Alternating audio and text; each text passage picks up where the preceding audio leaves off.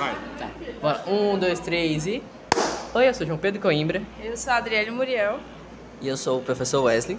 Estamos aqui no primeiro vídeo do Prosa. É prosa? É, prosa. Pera, ok. você tem que fazer assim, ó. Você tem que apresentar e você tem que falar que tá comigo. Sim. Não, eu não me apresento, não. É que o Pedro botou, ele só foi. Tá, comece de novo então. 1, 2... Não, precisa cortar não. Oi, meu nome é João Pedro Coimbra. Eu sou a Adriele Muriel. Estamos aqui no primeiro episódio de Prosa, juntamente com o nosso convidado, Wesley Souza. Boa tarde. Estamos aqui hoje para debater o tema racismo. Questão racial no Brasil. Isso aí. O racismo é uma forma de preconceito e discriminação baseado num termo controverso que sociologicamente é revisto e do qual a genética também inicia uma revisão, a raça. Professor, o que é racismo para o senhor? Olha, boa tarde primeiro a todos e a todas. Eu acho que é importante a gente trazer esse tema para a discussão, porque hoje em dia muita gente ainda confunde a questão do racismo com o preconceito, né? Você trouxe uma boa interpretação, né? Um bom conceito de racismo. E o racismo é essa questão do preconceito, mas também da discriminação contra outras pessoas ou outro grupo de pessoas, simplesmente pela sua questão étnica ou racial, né? Não, e também tem esse negócio do racismo ser uma coisa mais estrutural. Como é que funciona isso mais ou menos? Certo, vamos lá. E aí é importante a gente entender a diferença de racismo e de preconceito, né? O preconceito em si, ele não é uma atitude que vai causar um mal a outra pessoa ou a outro grupo de pessoas, né? Na verdade, todos nós temos preconceitos relacionados a determinadas coisas. Por exemplo, eu posso olhar para uma pessoa e ter um preconceito, por exemplo, aquela pessoa me parece ser uma pessoa educada, ou aquela pessoa me parece ser uma pessoa calma. E, enfim, esse é um conceito pré-estabelecido por mim. Sim. Pode ser que a partir do conhecimento daquela pessoa ela possa se mostrar não ser isso. Agora, o racismo, ele já é quando o preconceito ele se torna uma discriminação, ou seja, eu vou excluir a outra pessoa ou outro grupo de pessoas, eu vou praticar algum tipo de ofensa ou algum tipo de bullying contra a outra pessoa por causa da questão racial, ou seja, das características físicas da pessoa. Sim. E aí a importância a gente falar sobre a questão do racismo ser estrutural no Brasil, né? Porque no Brasil as nossas entidades, ou as nossas instituições, elas agem de forma a excluir determinados grupos de pessoas. Ah, sim. A gente não tinha muita noção desse negócio de racismo. A gente só ouviu um negócio de racismo e pensa, preconceito com a pessoa negra. Não tem essa questão toda racial que o senhor colocou. Tem toda uma estrutura antes do racismo. Sim. Tem tudo antes disso. Próxima pauta? Só voltando um pouco. No que o senhor é formado? Só pra gente ter uma contextualização. Certo. A minha formação é em filosofia, licenciatura, ou seja, eu me formei para dar aula de filosofia. Tem até tatuagem, né? Eu tenho uma tatuagem com o Mostra ali símbolo da pra cá, filosofia. Tenho uma tatuagem com o símbolo da filosofia. Você acha que o Brasil... Você acha que o racismo ainda ocorre no Brasil? Eu não só acho que ele ainda ocorre, como ele sempre ocorreu, né? A gente não pode falar de Brasil, de formação social do Brasil, sem falar do racismo, Aí né? volta a pauta do racismo estrutural, né? Sim, sim. O fato no Brasil o racismo ser estrutural significa que determinadas pessoas, desde o momento em que elas nascem, elas vão sofrer algum tipo de discriminação, vão sofrer algum tipo de exclusão social de determinados locais, justamente pela forma como nós somos criados ou pela forma como a nossa sociedade ela é criada. No Brasil, as próprias instituições elas agem para que esse racismo ele continue se perpetuando, né? Por exemplo, vou dar um exemplo básico, por favor. Hoje em dia tem muito esse discurso do mito da meritocracia, né? Que se você se esforçar muito você vai conseguir, mas para uma pessoa preta que nasce numa favela no estado do Rio de Janeiro, por exemplo, é muito mais difícil você se tornar um dono de uma grande empresa multinacional do que o filho do dono um exemplo, o filho do dono das Casas Bahia. Tem toda a estrutura, só Tem toda viver. uma estrutura por trás. Até mesmo para ingresso em instituições que são públicas, ou seja, que devem atender ao público, né? Por exemplo, nas universidades. A lei de cotas, ela veio no sentido de tentar equiparar isso, tentar diminuir esse racismo que é estrutural no Brasil. E vale salientar que a lei de cotas ela é excelente para a valorização da educação de forma mais equitativa, mas ainda é pouco.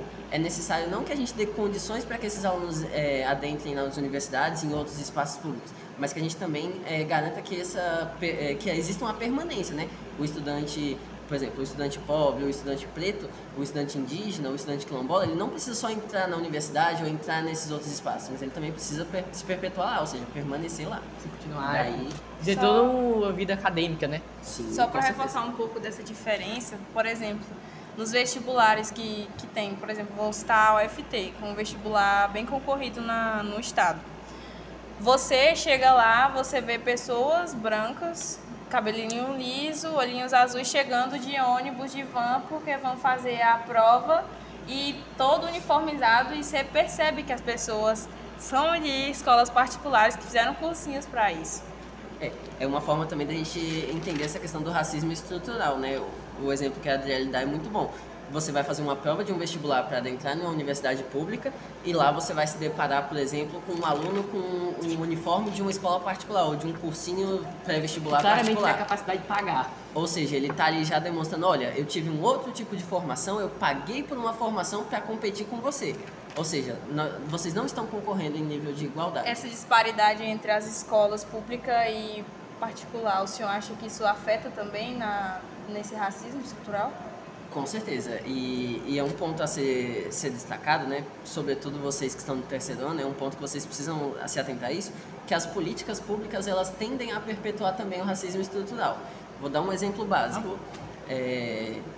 Vocês no ensino médio na escola pública, e é até perigoso eu falar isso, que vai que depois eu sou demitido, mas enfim, eu vou arriscar porque eu me importo com a formação de vocês.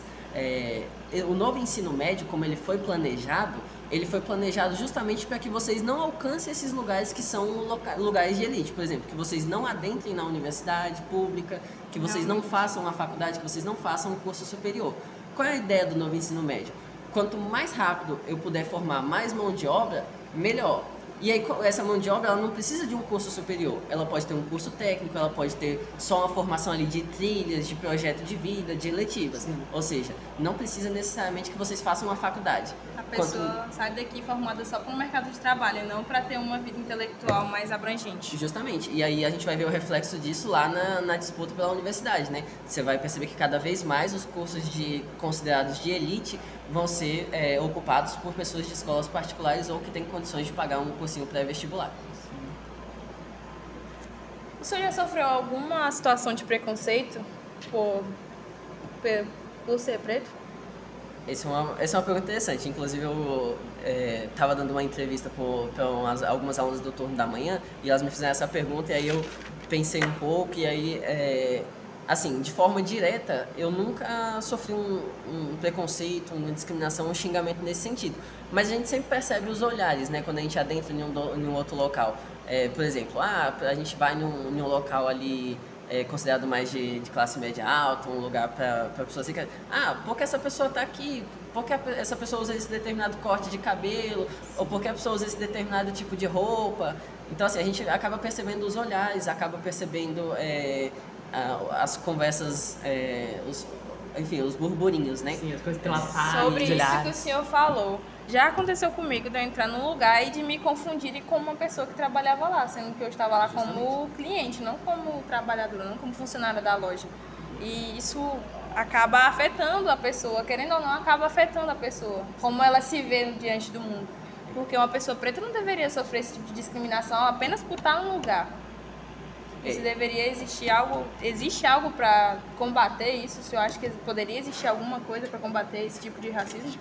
Olha, eu acho que isso daí é mais um reflexo também do racismo estrutural, né? A gente é educado, a gente é criado numa sociedade para entender que pessoas pretas não podem ser o dono da loja, não pode ser um cliente da loja, tem que ser um funcionário da loja. E não é assim.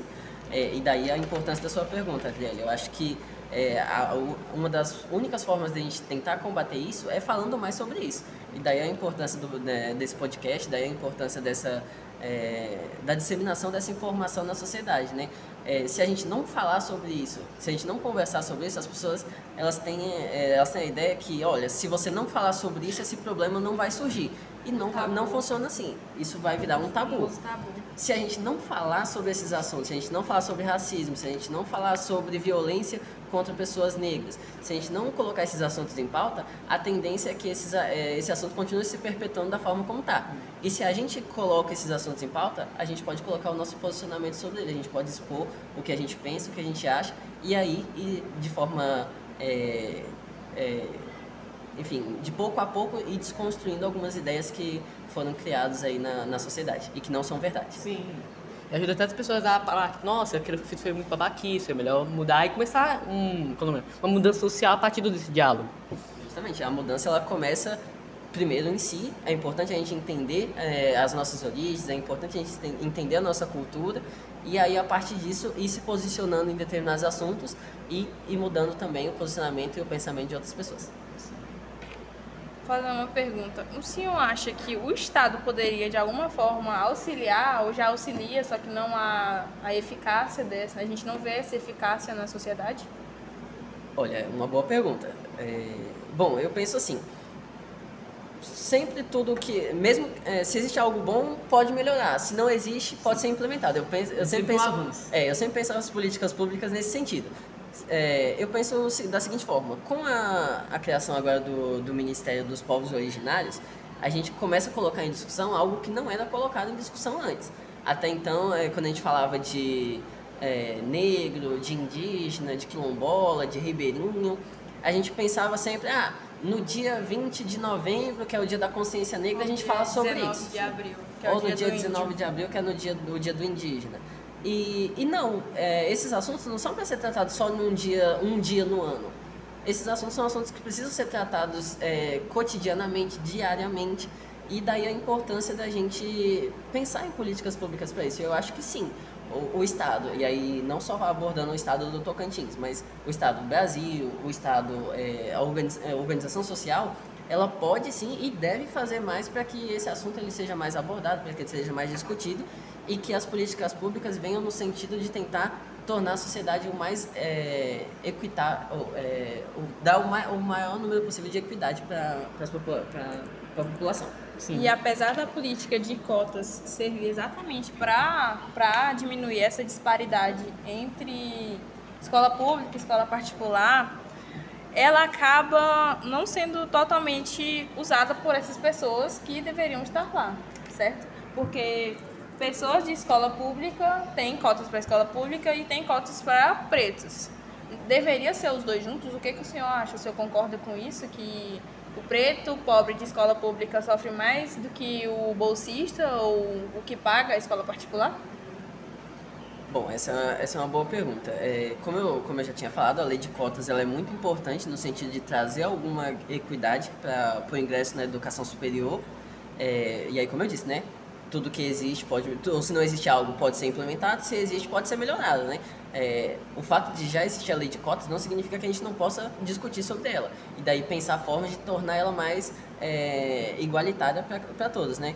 Eu penso que é sim importante que existam as cotas para pessoas de baixa renda, mas eu penso que deveria existir uma diversidade maior, né? Uma cota específica para pessoas de baixa renda, uma cota específica para pessoas negras, para que a gente consiga tornar o acesso à educação superior o mais igualitário possível.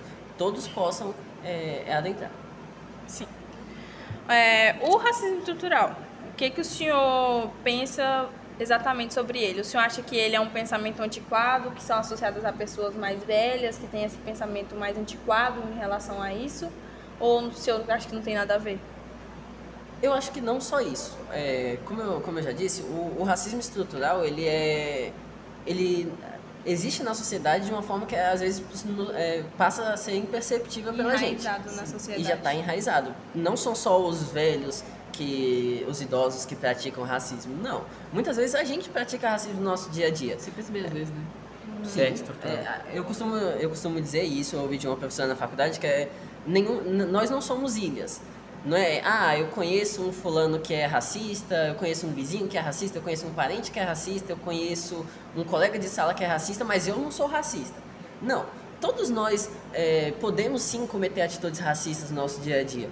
E às vezes elas são imperceptíveis. Às vezes, eu olhei para uma pessoa na rua, eu não fui com a cara dela, eu atravessei para o outro lado da rua. Isso pode ser sim uma atitude racista, o que não quer dizer que nós somos pessoas ruins por causa disso. Mas é importante que a gente perceba isso. Ou seja, a gente perceber onde o racismo, ele, embora seja estrutural, onde ele está mais à mostra, você consegue perceber ele e aí tentar desconstruir isso de alguma forma. Fazer uma pergunta sobre a sua opinião. O senhor acha que o racismo tem mais a ver com a desigualdade social, que ele ocorre com mais frequência em pessoas mais pobres? Olha, na verdade eu penso o seguinte, a desigualdade social, ela é uma consequência do racismo. Se a gente pegar a formação da sociedade brasileira, a gente vai ver que a nossa sociedade ela foi criada sobre o escravismo, sobre a escravidão. Ou seja, foram trazidas pessoas negras e a essas pessoas não foi dada a condição de cidadã. Tanto é que a gente vai ver que 1888, com a proclamação da República, 1889, a abolição da escravatura, não houve uma política para tentar equiparar, para tentar inserir esses indivíduos na sociedade como cidadãos. Pelo contrário, a ideia era o quê? Tentar embranquecer a sociedade. Já que aqueles indivíduos não poderiam mais trabalhar na forma da escravidão, qual foi a política que o Brasil, enquanto Estado, trouxe? Trazer pessoas estrangeiras, e aí europeus, japoneses, italianos, pessoas da Europa, de outros países que eram majoritariamente brancos, para tentar fazer o quê? Embranquecer a população brasileira. Sim. Agora, aproveitando esse negócio sobre o processo de embranquecimento, como é que você acha que a gente pode combater o racismo, esse racismo estrutural? Aí essa é uma pergunta difícil, essa daí eu... É que você tem que responder até hoje, né? Na verdade, essa é uma pergunta que todos nós que somos estudiosos da área de humanas, a gente, mais cedo ou mais tarde, a gente se coloca em questão. E aí, como eu já havia falado, né, não existe uma solução, tipo, modo de preparo de bolo. Não tem um passo a passo específico. Mas eu acredito que se a gente não discutir isso, ou seja, se não houver um diálogo, se não tiver a abordagem desses assuntos, sobretudo na escola, que é onde a gente está se formando enquanto cidadão, não tem como a gente combater isso lá fora. Então, acho que começa pela escola. Sim, então... a escola no geral meio que você falou um negócio de formação nosso. O senhor já presenciou alguma situação de racismo com outras pessoas? O senhor citou que não foi diretamente afetado, mas o senhor já presenciou alguma situação de racismo em relação a outras pessoas? Já sim. Inclusive, é uma coisa a se pensar, né? Por exemplo, eu entrei na faculdade num curso de licenciatura para formação de professores, e dentro da turma que a gente entra dois cursos juntos, né? Que é o curso de teatro e o curso de filosofia. Sim. E aí esses dois cursos, eles pegam algumas disciplinas juntos. E aí a gente tínhamos colegas indígenas que tinham entrado pela cota de indígena, tanto no curso de teatro como no curso de filosofia. E a gente acaba percebendo que, a depender da disciplina, a depender da metodologia que o professor usa, esses alunos eles acabam sendo excluídos, né? Eles acabam sendo afastados. Se sente desconfortável com a... Isso. Dependendo do trabalho em grupo que é passado, eles geralmente são os últimos a serem escolhidos. Então, a gente precisa ter esse olhar atento para que a gente também não perpetue esse tipo de discriminação, né? Eu costumo dizer que eu fiz amizade com o nosso colega de curso indígena, que era o Tibiê. Tibiê foi um colega maravilhoso. A gente pegou disciplina durante uns 4 ou 5 semestres juntos. Eu e ele, a gente fazia os trabalhos todos juntos. A gente adorava fazer os trabalhos juntos. Eu aprendi muito com o Tibiê. E, assim, é importante a gente ter esse olhar para entender que a gente pode aprender também muita coisa. Tem muita coisa que a gente não sabe e que se a gente não se der não vou dizer se der o trabalho, mas se a gente não se der a oportunidade de conhecer, de aprender, a gente não vai saber como discutir sobre esses assuntos. É importante. Exatamente. Tudo que você falou é necessário para a sociedade. Além do debate, deve também existir políticas para ajudar o racismo a ser cada vez menos acometido na sociedade. Porque você sofrer uma situação de racismo, querendo ou não, acaba mexendo muito com você. Eu sou um exemplo disso, já sofri situações de racismo principalmente na sociedade, não como se eu estivesse trabalhando, mas eu estava no meu lazer e eu sofrendo uma situação de racismo. Já sofri racismo no trabalho. Então, você acaba vendo isso, acaba mudando sua percepção da sociedade. Quando você é criança, você não vê aquilo acontecendo, mas quando você cresce, você começa a perceber, você começa a abrir os olhos para o que está acontecendo na sociedade.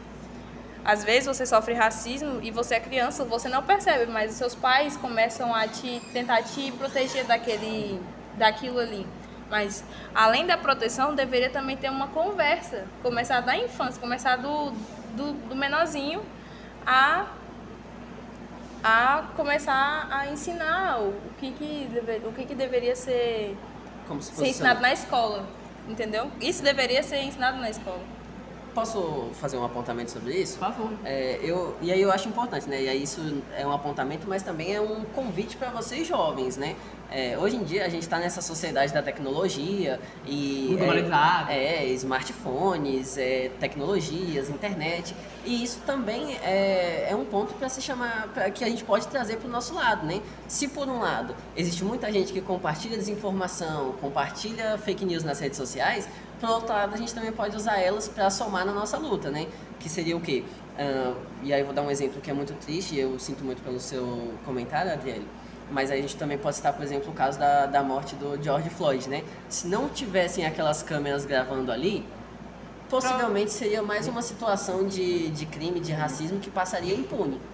Então, vocês jovens que estão com a tecnologia nas mãos, que estão com todo esse acesso à informação, não só podem, como devem usar ela também para tentar acabar com todas as formas de discriminação e de racismo.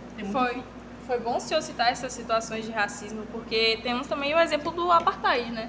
Que foi uma segregação muito forte que ocorreu na África do Sul. Justamente. E aí a gente pode citar exemplos do mundo todo, né? Em todos os lugares no mundo já existiram sociedades que escravizavam ou discriminavam outras sociedades simplesmente pelas questões étnico-raciais. E daí, hoje em dia, enfim, em pleno século XXI, eu acho que não é mais aceitável esse tipo de... Nunca foi, mas hoje em dia, com o uso da tecnologia, a gente pode fazer algo mais. Então, acho que já deu, né? Terminou as pautas? Sim. Então, esse foi o Prosa. Muito obrigado, Wesley Silva, né? Um prazer participar, pessoal. Qualquer coisa, eu tô sempre à disposição. É isso aí. Obrigada.